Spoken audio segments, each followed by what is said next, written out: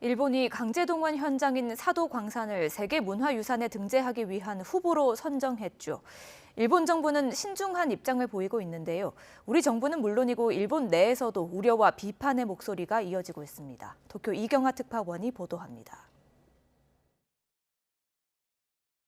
강제동원 역사의 현장인 일본 니가타현 사도광산. 일본 내 연구자들은 당시 이곳에 끌려간 조선인이 2,000명을 넘는 것으로 추정하고 있습니다. 일본 시민단체가 확보한 공문서에는 당시 여기서 일한 조선인 1,100여 명에 대해 23만엔 넘는 돈이 지급되지 않았다고 돼 있습니다. 이런 역사를 외면한 채 특정 시기만 세계문화유산으로 등재하려는 것은 스스로 가치를 떨어뜨리는 일이라는 지적이 나오고 있습니다.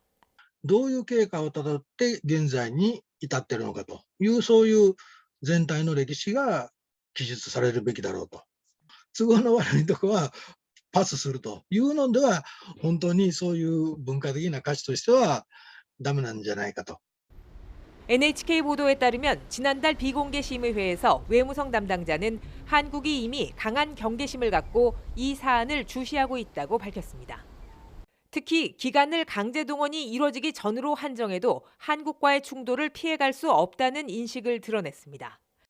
이런 점을 의식한 듯 담당 부서인 문화청은 후보 선정과 정부가 정식으로 추천하는 것은 다르다며 이례적인 설명을 덧붙였습니다. 国内推薦候補の選定は、推薦の決定ではなく、これを受けまして、今後、政府内で総合的な検討を行ってまいります。 군함도 역시 등재 당시 1910년까지로 기간을 정했지만 유네스코는 강제동원을 포함한 역사 전체를 담으라고 결정했습니다.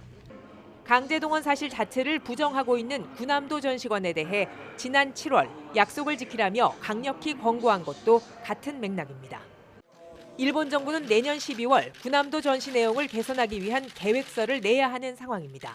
世界遺産委員会におけます決議勧告を真摯に受け止め、我が国政府が約束した措置を含めて、それらを誠実に履行してきております。我が国のこうした立場を踏まえて、適切に対応していきたいと。 유네스코의 입장이 명확한데 내년 2월 일본이 강제동원을 뺀 채 추천서를 낼 경우 등재가 어려울 것이라는 전망도 나옵니다.